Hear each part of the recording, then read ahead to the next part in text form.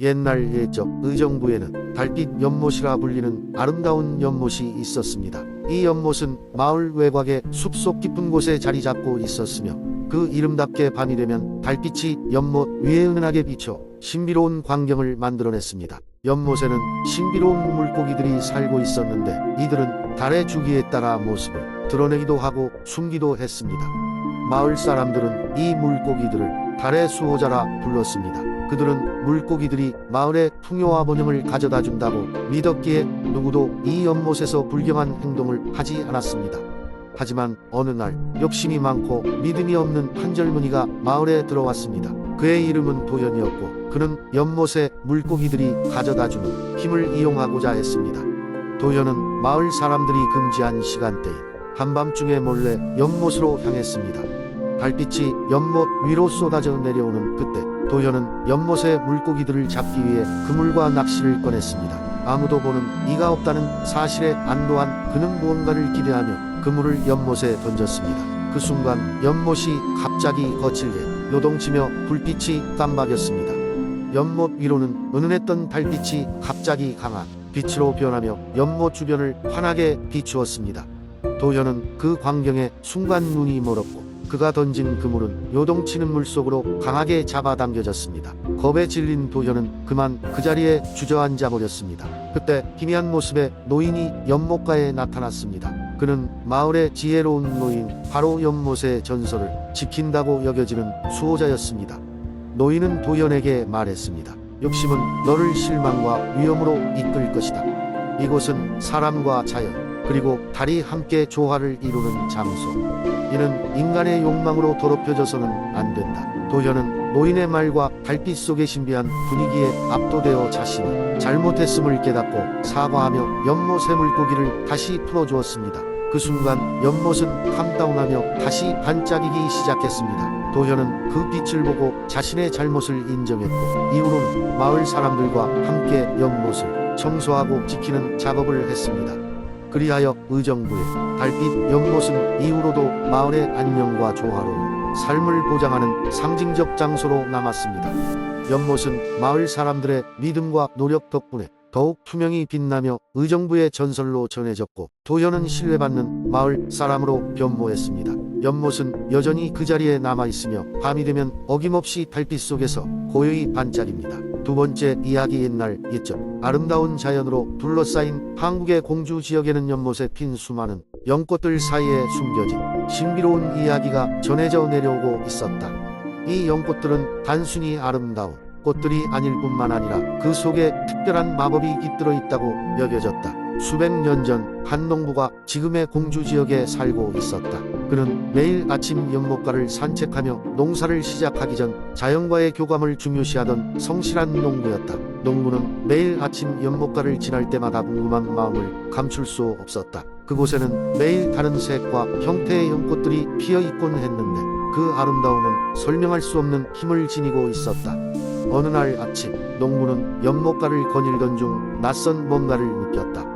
마치 큰 비밀을 품고 있는 듯한 송이의 특별한 연꽃이 눈에 들어왔다. 빛나는 금빛으로 빛나는 그 연꽃은 다른 꽃들과는 분명히 달랐다. 농부는 그 꽃의 신비로움에 점점 이끌리게 되었고 결국 연꽃을 손에 들고 가까이 들여다보았다. 연꽃에 가까이 다가가자 갑자기 짙은 안개가 연못 주변을 뒤덮으며 주위가 변하기 시작했다. 농부는 혼란스러웠지만 두려움보다는 호기심이 더욱 우위를 점했다. 그 순간 연꽃에서 아름다운 여인의 모습이 나타났다. 그녀는 바로 연꽃의 공주라 불리는 존재였다. 공주는 농부에게 다가와 자신의 존재에 대해 이야기하기 시작했다.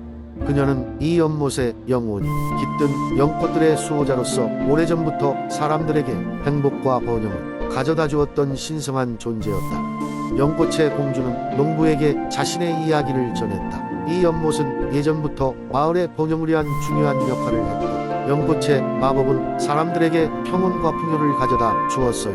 그러나 시간이 흐르면서 사람들은 자연의 중요성과 연꽃의 가치를 잊기 시작하고 물질적인 욕심으로 인해 연못의 힘이 약해지곤 했었죠. 공주는 계속하여 농부에게 이곳의 균형을 지켜줄 사람을 찾고 있었다고 말했다. 공주는 농부의 성실함과 자연에 대한 사랑을 꾸준히 지켜보았고 그의 순수한 마음이 연못을 지킬 사람으로 적합하다고 느꼈다. 그녀는 농부에게 연못의 수호자로서 역할을 제안하며 그가 원한다면 연꽃의 마법을 이어받을 수 있다고 했다. 농부는 깊이 생각 끝에 연꽃의 공주의 제안을 받아들이기로 하고 연못을 위해 자신이 할 수 있는 일에 최선을 다하기로 마음먹었다. 공주는 그에게 연못의 소중함과 자연의 균형을 지켜야 하는 사명을 부여하였고 그는 자신만의 방식으로 마을 사람들에게 자연의 소중함을 일깨우고 번영을 가져다주기 시작했다. 그 후로도 공주 지역 사람들은 연못에서 피어나는 아름다운 연꽃을 보며 서로의 화합과 자연의 소중함을 되새기게 되었고 연꽃의 마법은 여전히 사람들의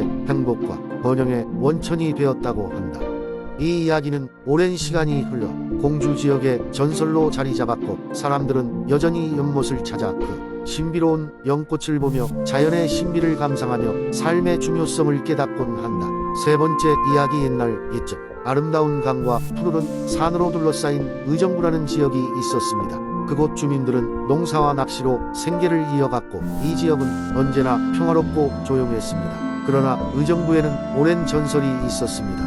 마을 외곽 깊숙한 숲속에는 마법의 우물이 존재한다는 이야기였습니다. 이 우물은 무한한 지혜와 소원을 들어주는 능력을 가진다고 전해졌습니다. 계절이 바뀌어 봄이 찾아오자 호기심 많은 소년 정우는 이 전설의 우물을 찾아 떠나기로 결심했습니다. 그는 어린 시절부터 외할머니에게 들은 이야기들을 마음 깊이 새겼으며 항상 모험을 꿈꿨습니다. 정우는 친구 수미와 지안에게 함께 떠나자고 제안했고 친구들은 신나는 모험의 기회에 흔쾌히 동참했습니다. 세 친구는 이른 아침 동쪽 숲으로 향했습니다. 나무는 높고 빽빽했으며 숲속의 길은 굽이쳐서 쉽게 길을 잃을 수 있었습니다.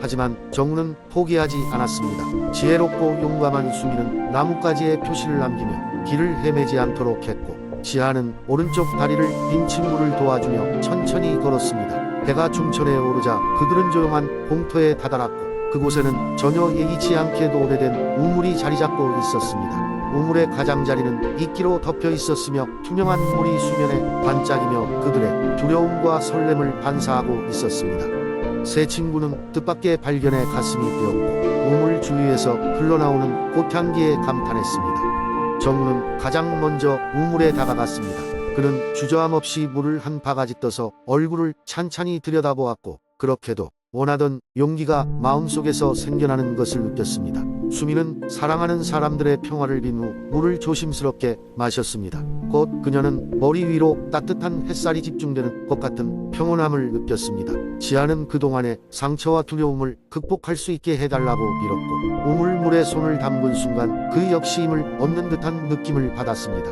모두의 소원이 이루어지진 않았지만 그들은 각자 마음속에 새로운 힘과 신념을 채워 넣었습니다. 세 친구는 서로를 더욱더 이해하게 되었고 그들이 찾은 진정한 마법은 우물 속에 숨겨진 것이 아니라 서로 간에 간직된 마음의 소중함이란 것을 깨닫게 되었습니다.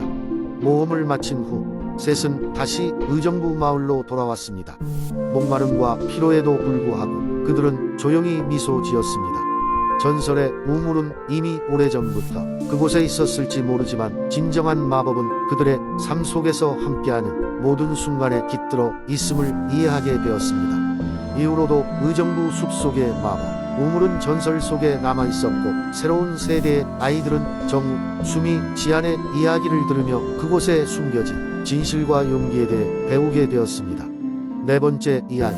옛날 옛적 한국의 동해 바다는 하늘 끝까지 펼쳐져 있었습니다. 그곳에는 수많은 신령들과 생명체들이 공존하며 바다의 평화를 수호하는 해신 청호가 살았습니다. 청호는 동해를 지키는 수호신으로 맑고 푸른 눈과 은빛 머리를 가진 신성한 존재였습니다. 어느 날 해신 청호는 바다 깊은 곳에 살고 있는 드래곤족의 왕 용왕 태연을 만났습니다. 태연은 바다의 모든 비늘을 황금색으로 물들일 수 있는 능력을 가진 위대한 존재였습니다. 태연은 오랜 세월 동안 심해에서 홀로 살아왔지만 청호는 용왕과의 우정을 맺고 싶었습니다.